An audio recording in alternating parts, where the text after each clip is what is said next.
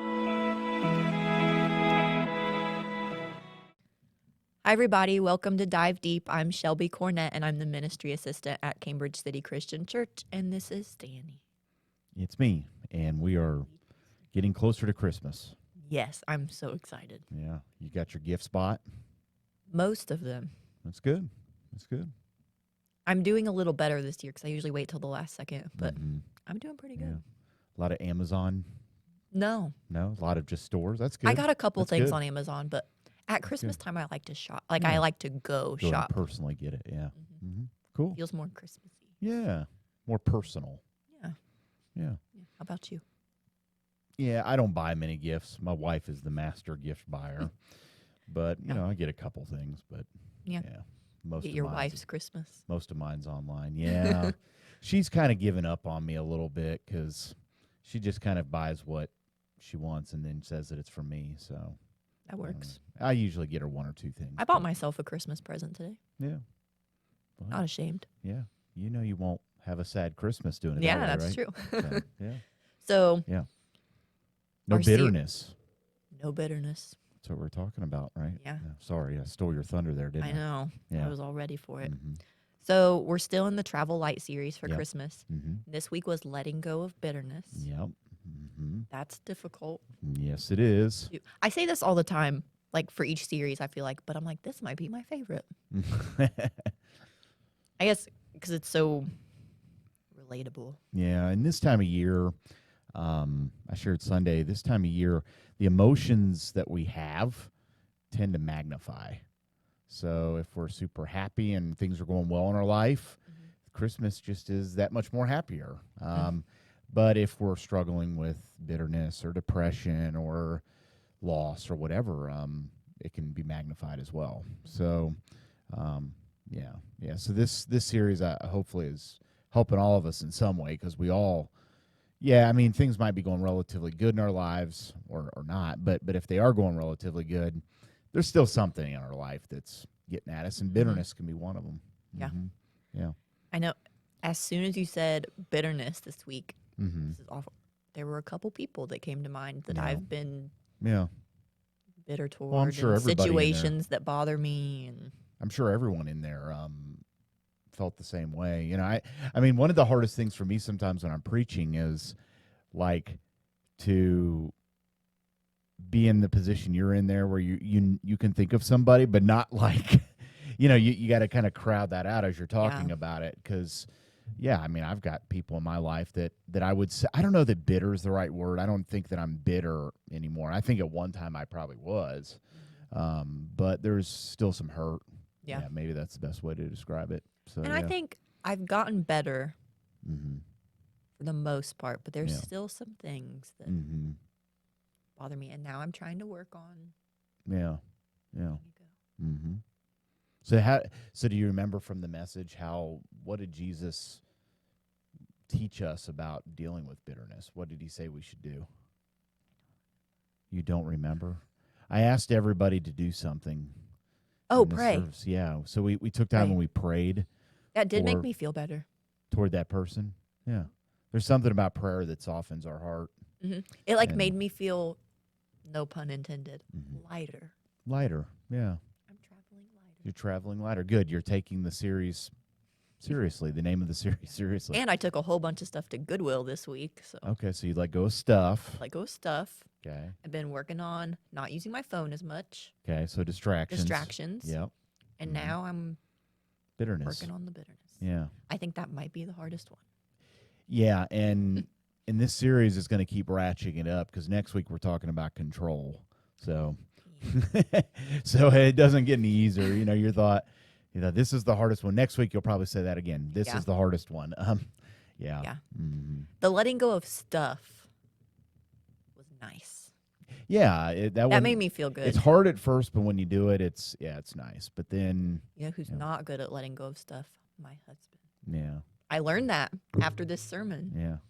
Well, he got upset with me this week Yeah, he because did. you bought a cabinet from us, and when I was taking it out with him, it was funny. He says, I see you took the sermon seriously, but now you're giving it to us. Yeah.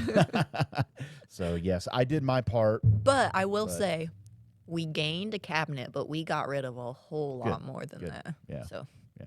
So it was worth it. good, cool deal. Plus, my kitchen looks cute now because I have a cabinet.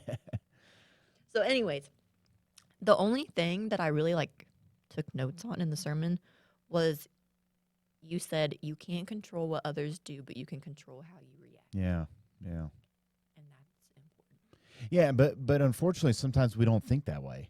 We do allow other people to control how we act. And I put, or don't react. Yeah, yeah. Yeah. Same thing's true too. Yeah. Yeah. Yeah, because sin comes in both varieties. Sin can be doing something or not doing something. Mm-hmm. And bitterness, yeah, it can definitely show itself in both ways when you're bitter. Mm-hmm. Mm-hmm. So then, I don't know, I think of situations in my life, and it's like, do I say something about this? Do I not say something about this? Mm-hmm. Do I try to help when I'm bitter towards someone, or do I not try to help? Yeah. Do I don't know. Yeah, so you're allowing that bitterness to control Yes. the way that you respond to them. Mm-hmm. And that's where most people find And themselves. I've noticed Mm-hmm. the bitterness that I have, it eats away at your head. Yeah. It's Yeah. on my mind a lot. Yeah. And I think, it has to be that way for other people too. I'm sure I'm not the only Mhm. one No, who feels that way. No. So Yeah. Yeah, it's it's really easy to get bitter. Something I talked about Sunday was how the roots grow. Yeah. Yeah, and so often we allow it. It starts off as a little seed. It's that interaction with that person or that thing that happened to you, and then it grows. And we've got to be more mindful of when that starts to grow and nip it in the bud right then and there. But so often we don't. We just continue. I use the analogy of weed, fertilizer, and then we Yeah. need to get. We often put fertilizer on it when we should be using some weed killer. And the bigger it gets, the harder it is Yeah, to. yeah. I've noticed that with weeds at my house. Like with weed killer, if I've got bigger weeds, spraying weed killer on it doesn't do it. It's not powerful enough anymore. And Right. that's what happens with our bitterness too. I mean, it just gets so big we can't do anything about it. Yeah. Sometimes, So we can do something about it, but it gets much harder to do something. you could about say prayer is like Roundup. it. Wow, that's pretty good, Shelby. Yeah. I could You know, basically preach the sermon. You could. Yeah. Prayer is like Roundup. Yep. Kill those weeds. Kill the bitterness. Yep. Yeah. And what is the roundup made of in this? Well, we talked about prayer, but we also talked about compassion, showing compassion toward a person, forgiving somebody. Yeah. Those came from Jesus, or Paul mentioned those in I believe it's Ephesians 4. So, yeah, how do we combat bitterness is with prayer and forgiveness. And I also tend to not think of it as, if I was in that situation, what would I want someone to do for me? How would I want them to feel towards me? I wouldn't want them to be bitter. Right. Yeah. Yeah, you don't want anybody to be. That's the funny thing too, and you don't want anybody to be bitter toward you. Yeah. But it's okay if I do. And and I talked a little bit about that. We justify it. We rationalize our bitterness. You don't know what they did to me, is what I say. I mean, and so we have this idea that we have a right to be angry, and Jesus, it might be disconcerting and frustrating to us, but he never gave us a right to be bitter, to feel that way, no matter what's happened to you. So Yeah, it's hard. it is hard, but it's important, and if we want to live more joyful and light, travel light lives, we have to, Especially at Christmas. Yeah. Not that it should be any different than the Right. rest of the year, but But make Christmas a little better yeah. by removing the bitterness. Yeah. Yeah. Okay. Yeah. That's all I had. That's all you got? That's all I got. I didn't have much this week. We've got our next message is Sunday, is letting go of control. And that's another tough Also one. difficult. I've preached on this topic a couple of times this year because I think it's an important one. I think that